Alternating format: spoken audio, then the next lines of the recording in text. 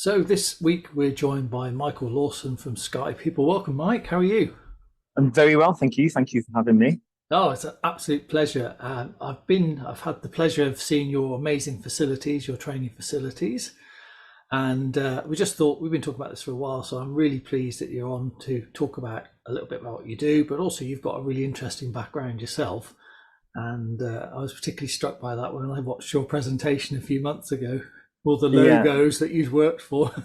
So yeah, tell us a little bit about yourself, Mike. I'm pretty much the grim reaper of airlines. So I've worked at all the airlines that have tended to go bankrupt over the past 20 years. But Excellent. yeah, that's a good start. I started off just over 20 years ago at BA City Express.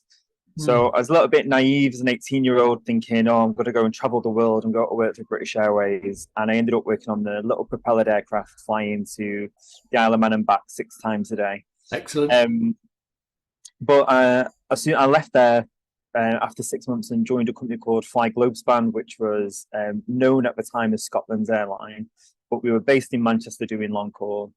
After that, I went to where did I go? I went to Air Atlanta and was working over in Saudi Arabia on a Hajj contract for a few months Mhm. before moving on to Tour Air, which just had one aircraft based in Manchester doing flights for Olympic holidays, just back and forth to Greece, the nice charter summer flights. Before moving to Dubai, where I worked for Fly Dubai, flying all over the Middle East, some locations that you wouldn't necessarily choose to fly to. But I left there, then went to a company called Small Planet Airlines, where I became a trainer and a base manager. Mm. Fantastic company to work for. We were based in Manchester, but we travelled all over the world because we were an ACMI airline. So we ended up changing our bases and living over in Cyprus, and then moving over to do a project in India. Then went to a company called Primera, which didn't last very long. Before I moved to Jet2 and was the cabin crew base manager down in Birmingham for just over 3 years before moving to SkyPeople, where I've been ever since. And touch wood, this one is not going bankrupt. And I actually think that I've missed an airline out I somewhere in think New so. York. Yeah, you went in Monarch as well, were you? Because No, you normally, no. because if you're guilty of bringing down airlines, perhaps you could lump that one in as well. They were another amazing airline. Yeah, no, I wasn't at Monarch or Thomas Cook. Oh right, okay. So so there's still time. I mean, that's a lot of airlines. I mean, in the nicest possible way. You've been around a bit, haven't you? I absolutely have. But I've been really, really lucky that it's given me so much experience and Mm. really varied experience and flying with different sorts of passengers that I never, when I started flying at 18, did I think I'd be doing a Hajj contract and be based in Saudi Arabia and then based a month or two in Nadajima in the middle of a civil war in Chad. But it's all experiences and all good fun if you've got the right crew. Yeah, and you've Oh, also. I've just remembered Air Seychelles. I worked there as well. There There you go. you go. I was quite impressed how easily you were able to rattle them all off because there's quite a few there. So yeah, Yeah. good. Well, that is a lot. There's a lot. So there's a lot of airlines, but also a lot of different aircraft types, from small propeller types right up to big jets. Yeah, I think I've pretty much covered them all from Dash 8 to the Embraer 145, 73, 75, 76, 74, 320. Haven't done the 330 though, or the 380, but who knows in the Mm. future. Yeah, still time. Yeah. So, favorite or worst aircraft to fly on? Oh, it's got to be the Airbus. It's much more crew friendly than the Boeing. I can Mm. imagine now people going, "Oh, if it's not Boeing, I'm not going." But from as a crew member, Airbus is definitely better. Mm. It's more spacious. Yeah. Yeah, I thought that for the crew, you mean, or just for anybody? Yeah, passengers and crew. Mm. It's a nicer. You've got more space in your galleys to work. Yeah. Well, I've been on the 330 and the 380. I haven't worked them, but I've been on them, and they're lovely aircraft. I like the and the 350. All the new ones I love. You just and what's that long range one come out? Is that the Neo? I can't remember which it The was. 350. The Yeah. Yes. Nice. Really nice. So A lot of experience you got, Mike. So that's really Yeah. good. So you're now at SkyPeople. Tell us a little bit about your role and perhaps what SkyPeople do. And take your So time because this will be yeah, interesting. More yeah. interesting than me banging on. Sky People, we're a cabin crew training organisation based in the UK, although we do go all over the world. Our head office is in Manchester, and our facilities in Manchester are world class. Mm, Um, which might sound a little bit biased because I obviously work for them, but they genuinely are some of the best facilities yeah. I've ever seen. And the reason for that is we are now owned by EDM, which is the world's leading manufacturer in civil and defense training devices. Mm, So whilst we're in one warehouse with these amazing machines and the slides and the fire rigs and the cabin and door trainers, and they're actually made right next door to us. So we tend to go next door quite a lot and mither for new things. Although I keep on asking for a swimming pool and I've not got that just yet. Um, yet. yeah. What we do then is we train all aspects of cabin crew training, right from initial cabin crew training, so what we would call the cabin crew attestation, which is essentially a cabin crew member's license to fly. And Mm. every single cabin member who flies has to carry this license with them. From there, they would then progress to the operator's conversion and then to the aircraft type conversion. So a training course really is split into three. You've got the initial attestation, and your operator's conversion, and your aircraft type. Yeah. Once you have your attestation, it's valid for 5 years, and you can take that to any other airline. So if you, for example, went and got your attestation at British Airways, you could, in theory, if you left there, take your attestation with you, and you wouldn't then have to do that part of the training again if you move to another So break airline that. Could you mind operator. breaking that down for the people who may not have thought about it in those three chunks? What does each of those bits entail? Yeah, so your attestation is your basics. It's your um, entry level, if you like, into being cabin crew.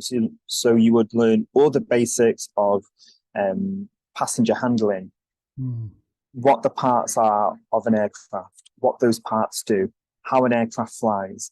Then you'll be introduced to aviation first aid and fire and smoke on board, um, what we call crew resource management, which is basically how people communicate on board an aircraft to make the journey as safe as possible.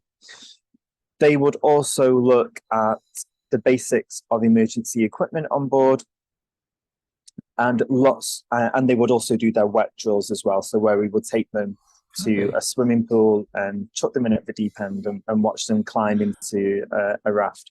But it's really fun and Mm. engaging and interactive. Mm. And really, if you wanted to be cabin crew, getting your attestation would be the first step on the ladder.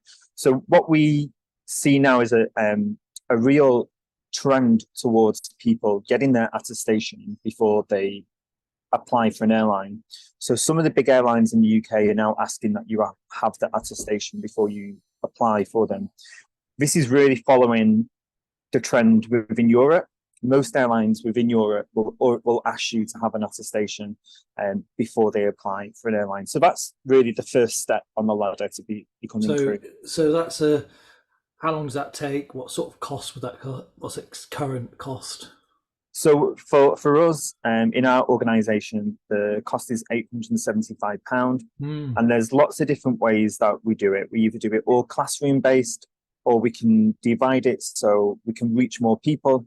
So although we're based in Manchester, essentially you could log on, in Glasgow, Edinburgh, or further beyond, and do 5 days online training in our virtual classroom. And then on the Mm. sixth day, you would travel to us in Manchester and you would do your final assessment, your practical Mm. parts like So it's no small thing then, is it? And also, you know, I don't know what it costs in Europe, but I guess if it's more popular, then you can make that goes one of two ways, doesn't it? The cost, it either goes cheaper or it gets more expensive because more people want it. And that's, if we talk about £1,000 that you would need to find to even be able to apply, that shows commitment straight away, doesn't it? Yeah, it does. But the reason why it's becoming more popular with airlines is simply it's a cost saving for them. Mm. So if they don't have to train, that initial part of the training course, they're saving 6 days of classroom costs, 6 days of instructor costs, and 6 days of salaries for everyone who is in that training course, which is why they would, well, some would much prefer that you already have that attestation, because it takes away that initial step. They also know that everyone who's got the attestation has passed that attestation course. So they're not taking a risk of taking all these people on and then people starting to fail in that initial part of the course, which comes with a logistical nightmare for them, because they already have them counted in their head count towards their flying program, and especially towards their summer program. You know, if you lose someone in there, it can, although it seems far-fetched, actually, you know, if you start to lose people during your initial training, you then have to start to consider, okay, do we need to put another training course on now? What effects is that going to have on the wider operation? That's a good point. And I mean, if I just, you know, if I was bored, I had a week off from work and I just fancied doing one of those, could I do that as a you know, with no intention of becoming cabin crew? I just thought for a bit of a laugh, a bit of an experience. I mean, I don't know what, you know, I mean, I don't know how sad you'd have to be to think this was a great way to spend a week off, but could I, you know, could anyone? Yeah, actually you could come and join us for 6 days, get your cabin crew attestation. If you're a bit of an aircraft geek, or you just wanted to know more into the world of what it takes to be crew, you could. However, it's not for the faint-hearted. There is a lot to learn. You would learn the basics of airline security, dangerous goods, are all elements of the training course that we cover. So there is a lot of information, and it's not a case of, oh, I come and do the course during the day and then I can watch, you know, I was going to say Emmerdale, but I think people watch Love Island these days, don't they? In the evening, you would need to be studying the manual in the evening in your course material in order to pass that training, pass the training course. The rate of the pass rate is high, isn't it? I don't know what it is, 95% or 90% or something crazy, isn't it? It's I believe it's 90%. We have for our exam pass rate, so it is high. However, for us, we do have fantastic instructors who are there every step of the way for people who are on the training course. So we have a very high success rate when it comes to having individuals on the training course. And we don't just say goodbye to people if they don't pass first time round. We do invite them back to sit the course again and give them that time in between to keep their manuals so they can really study to be able to come back on the course and be successful the second time around. So that's really your first step on the ladder to becoming cabin crew. So essentially you could do that and you could do the 6 days with us. You've now got your flying license, but it still doesn't mean you can fly as cabin crew, because what you need to do now is get a job at an airline and then sit their aircraft their operators conversion course. Now that is basically learning all about that specific airline or operators procedures, how they do things. Every airline is different. So to give you an example without trying to scare anyone, if we had to evacuate an aircraft, one airline might shout evacuate, evacuate. Another airline might shout unfasten your seatbelts, come with me. There's lots of small changes within a manual, and each airline, as I say, is different, and the crew member would have to learn those differences, the specifics for that airline. Then once you've passed that, you would then have to go onto your aircraft type training. So whether that's a 320 or an A380 or an Embraer, and then you would have exams to pass as well. If you put the training course back to back, it can be anything from 3 weeks to 4 weeks. And then again, depending on the airline, you would have customer service training on that. Some airlines, such as ACMI carriers, don't necessarily have customer service training at the end of it, because they would do flights on behalf of other carriers. Other airlines, your full service, your flag carrier airlines, we would maybe talk in 2 weeks training just for customer service. So that's where your training course starts to get longer and longer. But you know, training courses are really good fun when it comes to being cabin crew. You're a weirdo. Training course. You've been through about 12 of them. Yeah, yeah, yeah. So that's a little bit of what we do. We deliver cabin crew training courses. But what we also do, and what we're really passionate about doing, is developing people and individuals in businesses right across different sectors. So we would go into an operator and we would look at their procedures and we would advise them as consultants on how they can improve that. We have a fantastic learning and development team as well. And Emily, our learning and development manager, would go in and be able to look at how we engage with the employees and upskill them on any skill gaps that they might have. And we're doing amazing work at the minute focused on Generation Z, how we engage them in the workplace, how we onboard them. You will all have heard everyone say kids these days, and I think we've all said it, but actually what we do is we look at how we need to change to adapt to the new generations that are coming into the workforce without forgetting the older generations that are already there. How do we bring them together so that we really work collaboratively? I can't say that word, but you know what I mean. I know the one. Yeah, I can never say specific that specifically. So we all work united as one team. So that's another aspect of what we do. We're also a registered security training organization.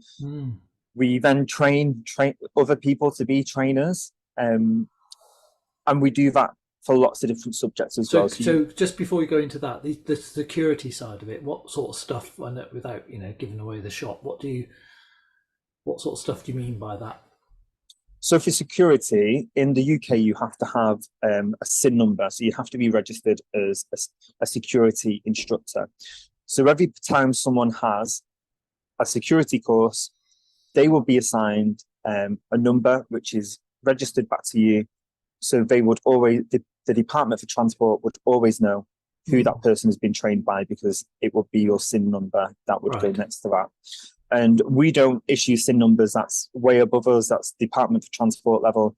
But we help people get there, and we deliver security courses for other operators. We also train other sorts of instructors. So we do first aid, we train instructors to deliver first aid and crew resource management as well. Then we also go right into airlines at the initial startup phase. If there's one carrier in the Middle East where, when it was nothing but an idea on a piece of paper, we flew over, and I say we, I don't mean me at all, it's other people in the team. They flew over and helped them with their initial idea and their initial startup, writing the manuals for them to be able to become operational. Sent over a team of our own managers to manage their cabin crew, and sent over some of our instructors to work as cabin crew for the airline.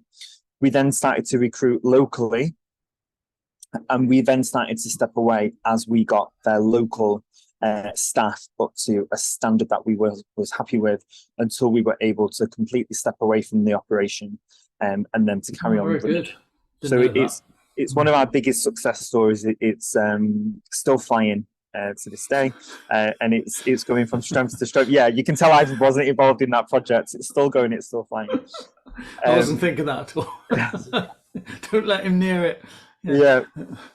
And we also go into airlines and design their training courses, write their manuals, and then we deliver the training for them as well. So that's really just a little bit of what we do. We also work with universities and colleges. We do guest speaking in lots of different educational establishments.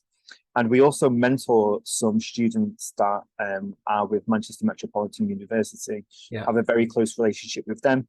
And that is all about bringing them into the industry and just guiding them in the right direction for whatever career they want to go in.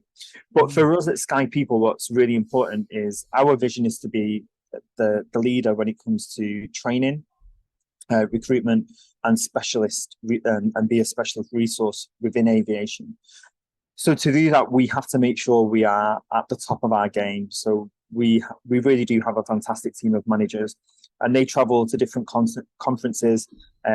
Our business development manager Claire and Emily, our learning development manager, have just come back from Vietnam, where they delivered a speech on Generation Z and incorporating the new digital learners into the workforce. Yeah.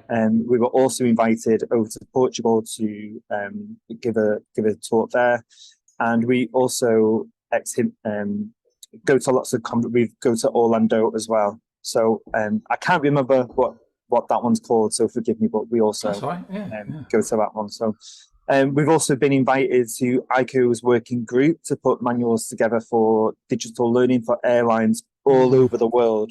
So we really are, leading in the industry. You are, crikey. For what we're doing. I knew some of that stuff. I didn't know all the rest of it. That's impressive. I didn't know you did security. I know you did human factors. I knew, and obviously with do you have a particular specialism now? Because I know you're in charge of lots of it, but do you still get stuck in the classroom if you can, or do you avoid them? Yeah, I've had enough of people. The great thing about all of us is we have a team of 5 managers, and we all look after our own individual airline clients. So I look after an airline called West Atlantic, and they don't transport passengers; they transport horses. So it's a really interesting, it's a really interesting operation and slightly different to your normal scheduled operator. And I look after a couple of other passenger airlines as well. And then as part of my job is I will look after the colleges and universities and manage our facility up in Manchester. Then, as I've already mentioned, Claire and Emily, they also have their own airline clients that they look after, as well as them putting together new courses and seeking new opportunities for us. We have a really, really clever lady called Sarah, who's based down south, who looks after all compliance, who you could ask her anything and she knows it, along with Kim.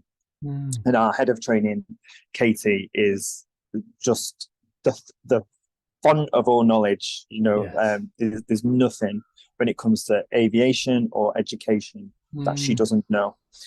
And we're all constantly learning, or we're constantly messaging each other and sending each other links and saying, I think you'll really find this interesting, or you need to have a look at this, or have a look at what this airline's doing. How can we borrow that idea, if you like, and incorporate it into still with pride, we say, still with pride. Absolutely. And that is how we keep on top of our game at all times. Well, I must admit, I was very impressed when I went around your facilities. I've been there twice now, and because you've got pretty much every door that you could ever have to open, and they all work, they all make the noises, and that's really, really super impressive. I mean, you are like a showroom for next door, let's be honest, but it's a fabulous facility, and I don't suppose normal humans can come and visit, can they, just for a jolly? Do you do anything like that? Like people just still want to do an experience day or something? Watch this space on that one. There is talk of it, and if anyone is interested, they can have a look at our website, which is SkyPeople Training. Just Google it; it'll take you to our website. And we will this summer. We do have plans for something like that this summer, so just keep an eye out. I think it'd be amazing, because you've got. So this place has got like an aircraft mock-up. It's got which holds quite a few pieces. It's actually configured the same as an aircraft, so you can do lots of training in there. It's really realistic.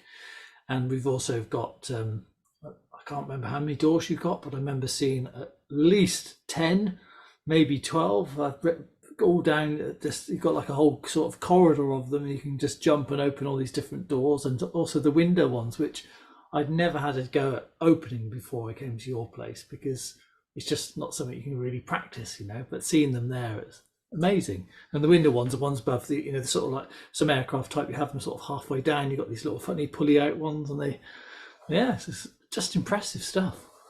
Yeah, we are really lucky. This is through my previous jobs and traveling around constantly doing lots of training all over Europe, this is definitely the best facility I have ever worked in. Mm. And that is simply because we're part of EDM, so we have the backing of them. And if anything goes wrong, we literally grab an engineer and they fix it within 2 minutes. And it's very rare that that happens because we have the engineers on site. Everything is kept to a very high standard. But it's interesting because, as you said, they do use it as a showroom. So if an airline puts an order in for a mock-up, they do tend to store them here in the warehouse for a little bit. And it's always nice to go and have a nosy and see what they do in their store and what airline clients have come in, which is great for us because they use this as a showroom. We meet clients from all over the world and lots of different airlines. So recently we've had people visit us. In fact, just in the last 7 days, we've had people from India who've come in and met us, people from Iceland, and people from America. So it's great that you get to have those conversations of what are they struggling with at the moment, or what are their challenges within the industry. And then we go away and we have a lot of brainstorm and we come up with a solution as to how we can help them overcome that. Yeah. Where do you think you'll end up in terms of as a business? Because to my mind, I feel like you've grown really quickly in the sort of time that you've been going. But maybe it doesn't feel like that when you're in it. But from looking outside in, it looks like you've had really good success so far. So I wonder what next, Well, SkyPeople started in 2013, and it was the idea of 3 people, Sean, Colette, and Katie, and they wanted to start an organisation to offer the cabin crew attestation courses for people who wanted to break into the industry. They were extremely successful, and by 2018, within about 5 years, they were then delivering the cabin crew attestation course to 3,000 people a year. They then secured a contract with a huge airline in the UK, not giving names away. I wonder who that is. yeah. They're very Heathrow centric. Oh yeah. Let me think. They did was doing the attestation courses for all new entrants for that particular airline. Then started to offer cabin crew apprenticeships as well, which was pretty much unheard of in the industry until we started to do it. And we're really eager to start offering that again in the near future. So the only reason we stopped doing it, for like most people, COVID hit, airlines stopped recruiting, and we just fell off the register to be able to offer the apprenticeships. However, we've recently put our application in to offer that again. So we'll be looking for an airline to work with to offer that very shortly. Yeah, great idea. They were talking about doing that for pilots as well, weren't they? I don't know if they did it or not. Whether it was, I know it's definitely mooted the idea of some sort of apprenticeship trying to remove the kind of the barrier to get in, because it's so expensive to get started as a pilot, isn't it? Yeah. Well, Jet2 have run a successful apprenticeship scheme for years. So I know Jet2 offer one. TUI also offer a scheme for pilots. I'm not sure if it's an apprenticeship. Aer Lingus do a fantastic scheme for pilots, and they were running a scheme back in June. They were really trying to encourage females into the flight deck. Yeah. It was so successful that they closed the application within a few days because they got so many applications to join them. Now, the Aer Lingus scheme is slightly different in that if you are successful, they send you to the south of Spain for a year to do all of your training before you come back and based in Dublin and finish off your training as a second officer. So there's lots of skills out there. What we're really aware of at the moment, there was a report done by CAE recruitment back in July, and they really focus on the workforce gap over the next 10 years. So we just in Europe alone, in the next 10 years, we need 122,000 cabin crew. That is a lot of crew to find, and it was 44,000 captains as well. Wow. So industry really has to work hard to attract people and get new talent. So again, that's something that we're constantly looking at, how we can engage colleges and universities to bring those really skilled, fresh mindset Gen Zers into the industry, because really that's what we want. And it's who will who will be the trainers of the future, and where do we have to go from this point forward. But that's more, maybe you should invite Emily on, because Emily is perfect. Yeah, she's very welcome. Open invite, of to course. describe that. We've got Claire coming on in a few weeks' time to talk about human factors training.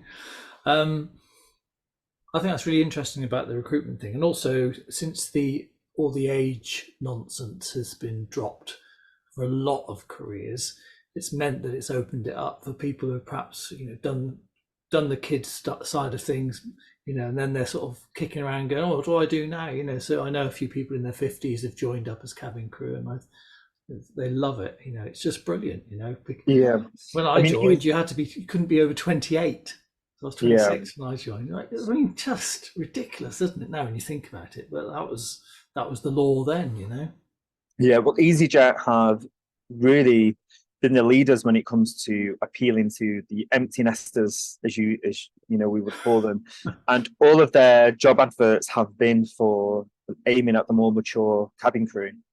On the opposite end of that scale is Ryanair, who are amazing at what they do when it comes to social media and TikTok and Instagram, and how they really appeal to the tiki-talkers, as we call them, not people like me who don't have a clue when it comes to social media, but they really do aim at the younger end of the recruitment. Empty nesters, tiki-talkers. I mean, it's just. I mean, they're not called tiki-talkers. It's just what I call them. That's all right. It's all right. Yeah, because I'm not down with the kids. No, probably not. I mean, I wouldn't know what the current, how you're supposed to address that, but I'll accept that as a definition for that going forward.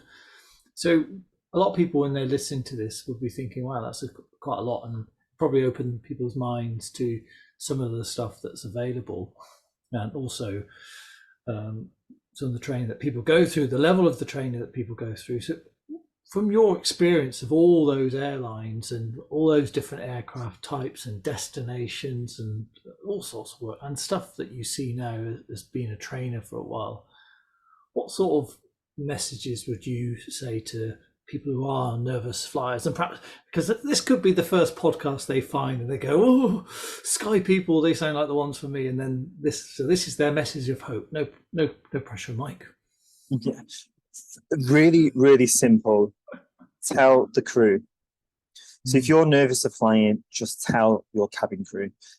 Cabin crew are trained. They know the aircraft inside out. They know their procedures inside out.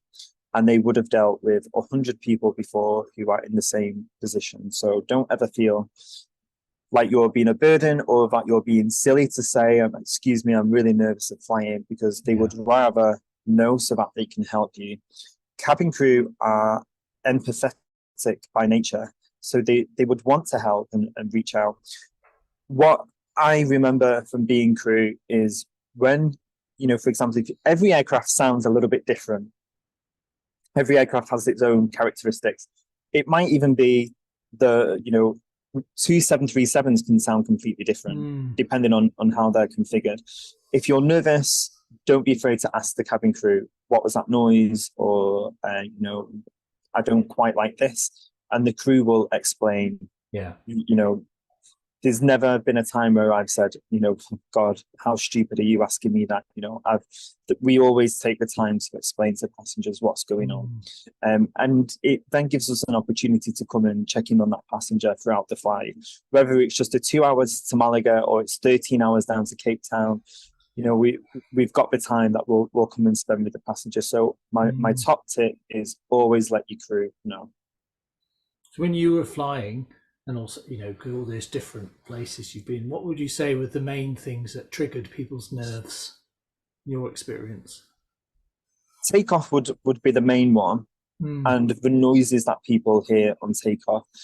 So what might sound alarming to you, I've probably heard it 1,000 times before and wouldn't bat an eyelid. So for example, the noise of the wheels going up, the sound of the flaps retracting on the wings, are all perfectly normal, but the hydraulics can make it sound, it can shock people really. And depending where you sit on the aircraft as well, will give you different noises. So if you're sat in row 1, you're not going to hear the undercarriage go down at row 15 or row 25. So if you've flown a couple of times and all of a sudden you're hearing noises that you didn't hear on your first flight, it's probably just because you're sat in a different area of the plane. It doesn't necessarily mean that that noise is not meant to be there. You know, and actually, I remember as crew when you'd hear that click of the undercarriage coming down when you've done a long flight back across the Atlantic, and you'd think, oh, thank God I've heard that noise in an hour. I'm going to be in bed. Whereas to a nervous passenger, they will be thinking, oh my God, what's that noise? But for me, it's a sign that I'm home. So, you know, ask a crew member what the noises are and let them put your mind at ease. Yeah, no, that's very good. Because occasionally people say, because we often say that one, you know, like do let them know. But occasionally, just very, very, very occasionally, they say, oh, I told the cabin crew and they didn't care. They didn't give us stuff. And I said, well, thankfully, that's a rarity. And, you know, thinking about the thousands of people you've trained, would you agree with me on that? Absolutely. As I say, crew are caring by nature. And when we do recruitment for airlines, you know, we get a lot of applications, but not everyone gets through. We are very selective. We look for people. And when we do our recruitment for ourselves, for our own instructors, we keep it really simple. We use the word nice. So sometimes we don't, you know, whilst we love everyone to be skilled, we like to take people on and give them the skills they need to be able to deliver training for us. But what we're really looking for is nice, because you can't teach people or train. I was going to ask you, what's your theory? Can you teach niceness? Yeah, no, it's in part of their personality, and you can't change the personality. So, you know, it's really simple to work for SkyPeople, to be one of our instructors. You just simply have to be nice, and it works well for us. That is how we've got so many clients across the UK, Europe, and engage with all these different sectors. So that's what we look for. And when we do recruitment on behalf of other airlines, we take that philosophy with us.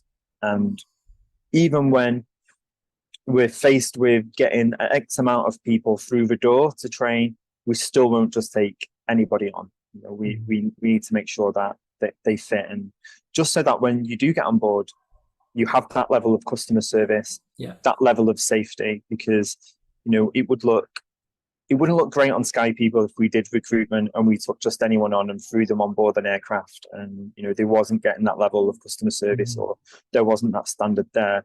And that goes for every single airline out there, which is why they are so safe. We are also one of the industries which are so highly regulated. If we fly within Europe, we're answerable to the Department for Transport and the CAA, and also SAFA within Europe, who will come on board and inspect aircraft, check the documentation of the crew, check the crew have recency in terms of their training, whether that be their operator's conversion and the aircraft type.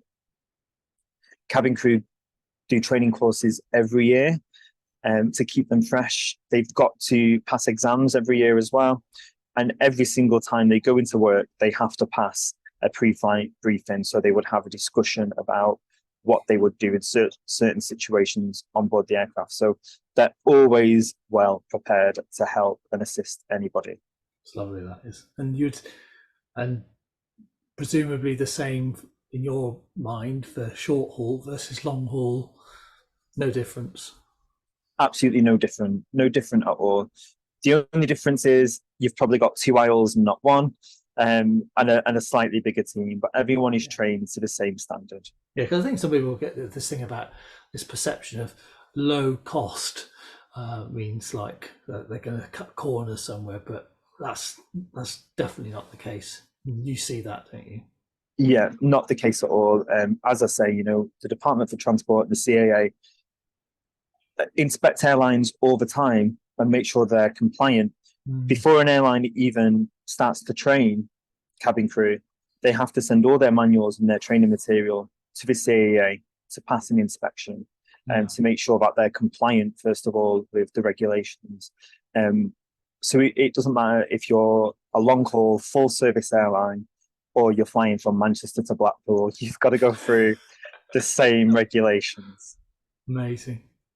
Mike Lawson, thank you so much. That was really, really good. And can you believe it's been like 40 minutes? It's just like whizzed by for me. I hope it has for you. Yeah, yeah. I don't shut up, do I? That's the problem. But No, thank it's you all so right. No, it's great, and it's really, really helpful for people to see that, that what the industries are out there training people, and see even though you're not an airline yourself, you're still bound by the same rules, and you're there to sort of uphold the same level of standards or even nudge it along a bit, and that you're working globally and you've got this huge vision. I think it's just brilliant, Mike, thanks so much for that. It's really great, and look forward to continue to work with you, and perhaps I'm going to talk to Claire soon, and then you mentioned Emily, so it's just get the whole team on. Absolutely perfect. Thank you so much for having me. Thank you. And I am delighted to reveal that we will be using the SkyPeople facilities for our course in Manchester on the 13th of April. That's the 13th of April. That's going to be available on the website ASAP, and you'll be able to book onto the course, have a full day with Mike and his team, and all of us will be there, Captain Steve and Sarah and John and Susan and Peter. And so, come and join us. Thank you for listening.